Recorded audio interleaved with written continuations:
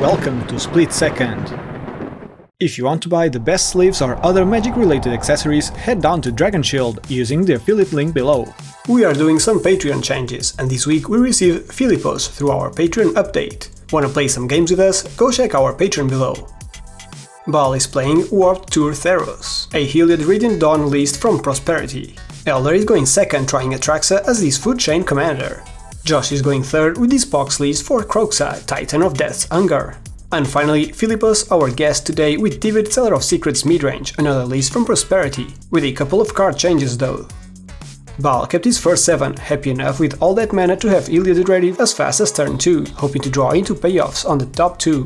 Tundra, Polluted Delta and Seachrome Coast for lands, with a Sol Ring, Mana Vault and Lotus Petal means 8 mana on turn 2. Force of Will has no blue card to be pitched and is praying to draw gas. Elder Mulligan down to 6, still finding a decent hand. Tropical Island and Windswept Heath as lands, with a mana crypt for a turn 1 Ristic Study. He has Thoracle needing a Forbidden Tutor, and he has also Toski as another source of card advantage. He sent an Arid Mesa to the bottom.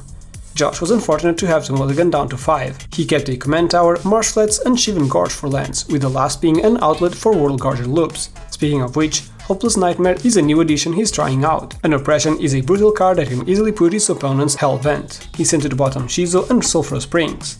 Last but not least, Filippos was also unfortunate to have to mulligan down to 5, not wanting to go lower than that. Scrubland and Scalding Tarn for lands with an Enlightened Tutor to hopefully find him some ramp or card advantage engine. Flusterstorm for interaction and Opposition Agent might also help stealing something from his opponents. He sent to the bottom Exotic Orchard and Demonic Consultation. Ready for the match? As Josh asks for pre-game actions and no one has them, Bal loves flashing his top deck gems on Caverns. He plays a Seachrome Coast and casts a Sol Ring. He then follows it with a Mana Vault and finishes with a Lotus Petal, ending his turn. Elder is raging at the RNG gods for making him go second after Bal. He plays a Tropical Island and casts a Mana Crypt, followed by a sad Ristic Study that didn't manage to slow Bal in time. Josh plays a Marsh Flats that he cracks to find a Badlands. He then casts the newcomer Hopeless Nightmare, entering play and triggering. His opponents all discard a card and lose 2 life, before he passes to Filippos. He draws and plays a Scalding Tarn, ending his turn. Bal draws, plays a Tundra and casts his commander, Heliod.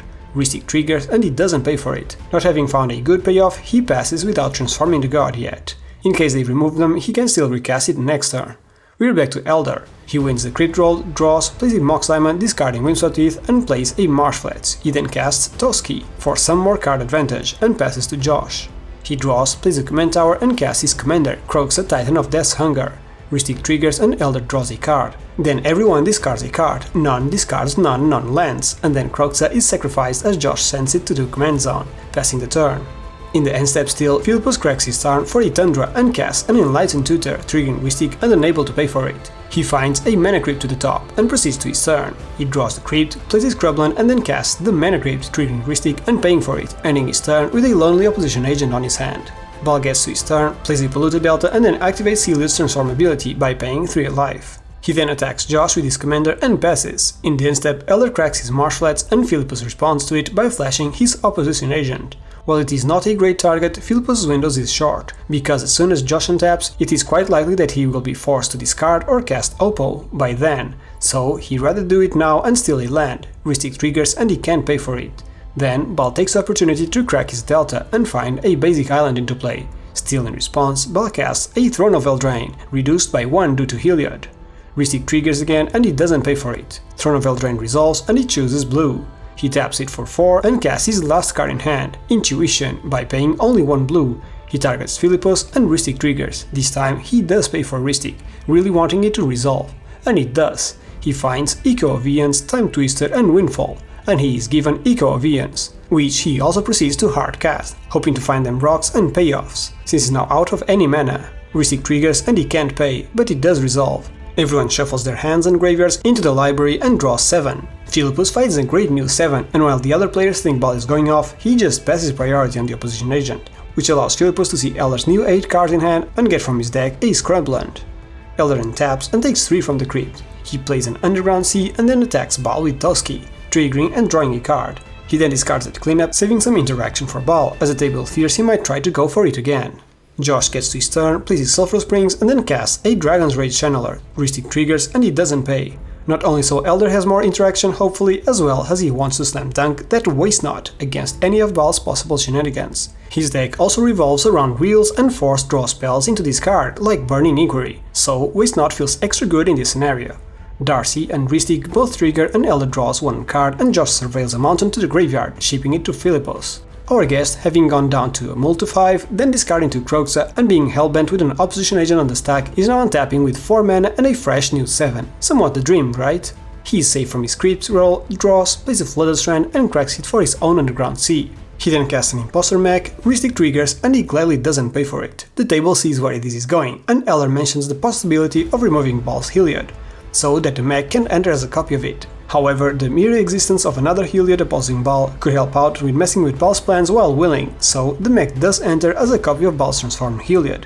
With his own cost reduction now online, he casts the One Ring by paying 3, once again triggering Ristic and unable to pay for it. He then gains protection from everything until his next turn and activates the ring to draw a card, ending his turn. Baal draws and loses 1 life to the Mana Vault. He plays on a Darker Wastes and just passes without much to do, especially now that the table is aware of interaction from Elder. In the end step, the social stack opens again, and feeling like progressing his game plan, with 11 cards in hand, Elder channels an Otawara on Baal's Heliod, hoping to untap and being able to use his increasing mana. Waste Not triggers, but Baal responds to it with a Silence. And players are now concerned. Ristic triggers and Elder draws, hoping to find more interaction. In response, Elder fires a desperate Demonic Consultation, which ends up resolving, and he names Pact of Negation. Not on the top 6, not even on the top 70 plus cards of his library, as he finds it second from last card. He fires the Pact on Silence, and Baal responds to it with his Soul Partition on Josh's Waste Not, as he's hoping to channel more wheels, and in case he breaks, Josh won't have a huge end-card zombie advantage to fight back. Ristic triggers and Elder decides not to draw, having an idea of what the last card might be. Baal now responds with a Flusterstorm on the Pact of Negation, just to make sure Silence resolves and Filippos can fight back with his own copied Heliod. Now, still in response to Otawara, Baal flashbacks Echo of Eons from his graveyard, triggering Ristic and not paying, but Elder just doesn't draw from it and the second time twister of this game resolves. Baal now has a 22 generic mana cost reduction on all his spells. He starts by casting Lauren Revealed, triggering Ristic and not paying.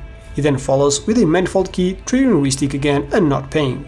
He uses the key to untap Throne of Eldraine and proceeds to cast Galadriel's Dismissal on Filippos' opposition agent. Ristic triggers and Elder still draws. Baal then casts a Mystical Tutor, triggering Ristic again and not paying. He searches for even the score to the top of his library. He now hardcasts Seagate Restoration for triple blue. Ristic triggers, Elder draws, and then Baal draws 6 cards, and gains no maximum hand size until the end of the game. He follows it with a Grim Monolith, triggering Ristic and Elder draws, then an Arcane Signet, and Elder decides not to draw from Ristic. Baal then casts Even the Score, because somehow it wasn't even, was it? Ristic triggers, but Elder decides not to draw. If somehow Baal breaks, he can draw, cast the Oracle from hand, and win. Let's see. Baal now draws 25 cards for 0 mana, quite even this score indeed. Baal now casts a Smothering Tithe, hoping to bypass the colored pips his deck is so hungry for. He casts a Spellskite and pays 2 life to redirect Elder's Otawara to it, being bounced back to his hand and helping our tired editor Josh from all these shenanigans. He also lets Waste Not's trigger resolve, since Josh wouldn't be able to do much now with his black mana under the Silence effect. Baal does recast Spellskite once again for no mana at all. He then casts a Chromox, imprinting a Ristic Study, and uses it to cast Snap on his own Spellskite, just so he can untap 2 lands. With his lands, he's now able to cast Hullbreaker Horror. From there, he casts Jewel Lotus, triggering the Horror to bounce his Arcane Signet, and demonstrates a loop where he casts Arcane Signet, triggering the Horror and bouncing Jewel Lotus, and recasts Lotus, bouncing the Signet, always tapping the Signet for mana during this process. This produces now infinite colored mana, which was mostly what he was needing for. He recasts Spellskite just in case, and now casts a Mind's Desire, with a semi-infinite Storm trigger. This exiles his remaining library and allows him to play it all until the end of his turn.